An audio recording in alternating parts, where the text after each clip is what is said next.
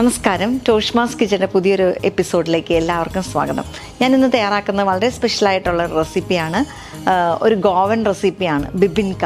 ഇത് ക്രിസ്മസ് ടൈമിലൊക്കെ അല്ലെങ്കിൽ ഫെസ്റ്റീവ് ഒക്കേഷൻസിലൊക്കെ അവിടെ ഉണ്ടാക്കുന്ന റെസിപ്പിയാണ്. കുറച്ച് കോംപ്ലിക്കേറ്റഡ് ഒരു റെസിപ്പിയാണ്, പക്ഷേ നിങ്ങൾക്ക് ട്രൈ ചെയ്ത് നോക്കുമ്പോൾ വളരെ സാറ്റിസ്ഫാക്ഷനൊക്കെ കിട്ടുന്ന ഒരു റെസിപ്പിയാണ്. ഇത് തയ്യാറാക്കാനായിട്ട് എന്തൊക്കെ ചേരുവകൾ വേണമെന്ന് എങ്ങനെ തയ്യാറാക്കുന്നത് നമുക്ക് നോക്കാം. ഇതിനായിട്ട് നമുക്ക് ആദ്യം തന്നെ നമ്മൾ എടുത്തു വെച്ചിട്ടുണ്ട് ഒരു 6 ടേബിൾ സ്പൂൺ പഞ്ചസാര. ഇതൊന്ന് കരിക്കണം, അത് നമുക്ക് ആദ്യം ചെയ്യാം. ഇതൊരു 6 ടേബിൾ സ്പൂൺ പഞ്ചസാരയുണ്ട്, നമുക്ക് കരിച്ചെടുക്കണം. അതിനായിട്ട് നമ്മൾ തീ കൂട്ടി വെച്ചേക്കും, നന്നായിട്ട് ചൂടായ ചീഞ്ചട്ടിയുമാണ്. അപ്പോൾ ആദ്യം തന്നെ നമ്മൾ 1 ടീസ്പൂൺ വെള്ളം ഒഴിച്ചിട്ട് ഈ പഞ്ചസാരയും ചേർത്ത് നമുക്കിതൊന്ന് കരിച്ചെടുക്കാം. ഇതിന് കാരമലൈസ് ചെയ്ത് കഴിയുമ്പോൾ നമുക്ക് ഒരു 1/2 കപ്പ് വെള്ളം കൂടി ഒഴിച്ചു കൊടുക്കാം. പഞ്ചസാര ഉരുകി നല്ലതായിട്ട് ബബിൾ ചെയ്ത് വന്നു. നമുക്കിനി തീ കുറച്ച് കൊടുക്കാം. നമുക്ക് ഈ കപ്പിലേക്ക് ഒരു 1/2 കപ്പ് വെള്ളം എടുത്ത് വയ്ക്കാം. ഇത് നല്ല തീയിൽ വെച്ച് നമ്മൾ പഞ്ചസാര ഉരുക്കിയതിന് ശേഷം അത് ബബിൾ ചെയ്യാൻ തുടങ്ങിയപ്പോൾ നമ്മൾ അത് തീ കുറച്ച് വെച്ചു. ഇനി തീ കുറച്ച് വെച്ചിട്ട് വീണ്ടും ഇത് ബബിൾ ചെയ്യാൻ തുടങ്ങണം. നേരം വേണം നമുക്ക് ഈ വെള്ളം ഒഴിച്ചു കൊടുക്കാനായിട്ട്. ഇത് കണ്ടോ, നമ്മൾ കുറഞ്ഞ തീയിൽ വെച്ചിട്ട് ഇത് ബബിൾസ് വന്നു തുടങ്ങി. ഇതാണ് പഞ്ചസാര കാരമലൈസ് ചെയ്യുന്നതിൻ്റെ ആ പാകം. ഇനി കുറച്ച് നീങ്ങിയൊക്കെ നിന്നിട്ട് വേണം നമുക്ക് ഈ വെള്ളം ഒഴിച്ചു കൊടുക്കാനായിട്ട്.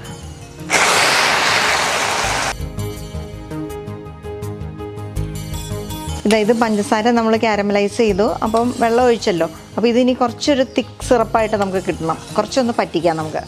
ഇത് അത്യാവശ്യം തിക്കായിട്ടുണ്ട്. ഇനി ബാക്കി ചൂടാറി കഴിയുമ്പോൾ ഒന്നുകൂടി ഇരുന്ന് തിക്കായിക്കോളും. അപ്പോൾ നമുക്ക് തീ നിർത്താം, ഇത് മാറ്റി വയ്ക്കാം ചൂടാറാനായിട്ട്.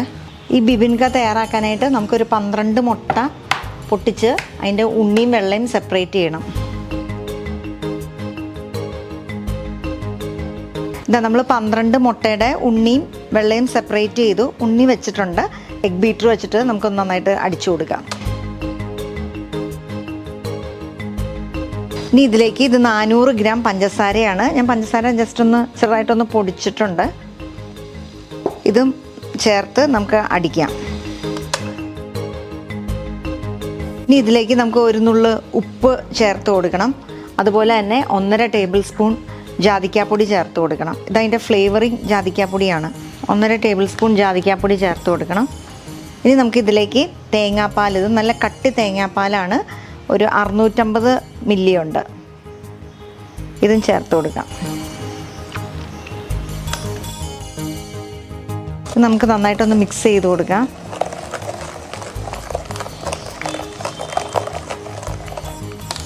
നമുക്കിനി ഇതിലേക്ക് 200 ഗ്രാം മൈദ ഒന്ന് അരിച്ചു വെച്ചേക്കുന്നതാണിത്. ഇതും ചേർക്കാം. ഈ മൈദയും ചേർത്ത് നന്നായിട്ടൊന്ന് മിക്സ് ചെയ്തെടുക്കാം. നമുക്ക് കട്ടയൊന്നും ഇല്ലയെന്ന് ഉറപ്പ് വരുത്താനായിട്ട് നമുക്ക് അരിപ്പേക്കൂടി നമുക്കൊന്ന് അരിച്ചും കൂടി എടുക്കാം. എന്നിട്ട് ഇനി നമ്മൾ എന്ത് ചെയ്യണമെന്ന് വെച്ച് കഴിഞ്ഞാൽ ഈ ബാറ്റർ 2ആയിട്ട് ഡിവൈഡ് ചെയ്യണം. നമുക്ക് ഈ അരിപ്പേക്കൂടി ഒന്ന് അരിച്ചെടുക്കാം. കട്ടയൊന്നും ഇല്ലയെന്ന് ഉറപ്പ് വരുത്താൻ വേണ്ടിയിട്ടാണ്. ഇനി ഈ ബാറ്റർ നമുക്ക് 2ആയിട്ട് ഡിവൈഡ് ചെയ്യണം.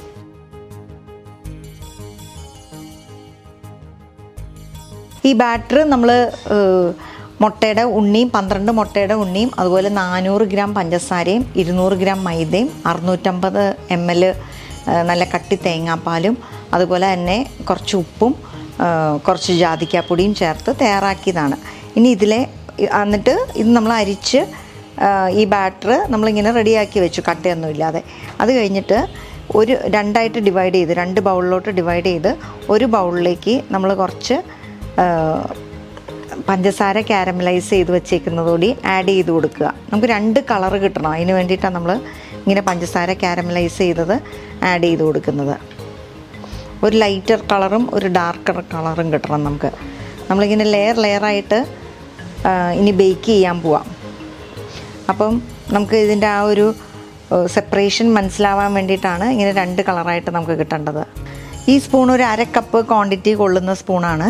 ഇതിൽ ഒരു സ്പൂൺ നിറയെ ഈ മാവ് എടുത്തിട്ട് നമുക്കിത് നെയ്യ് പരട്ടി വെച്ചേക്കുന്ന ഞാനൊരു ബ്രെഡ് ലോഫിൻ്റെ ടിന്നാണ് എടുത്തേക്കുന്നത്.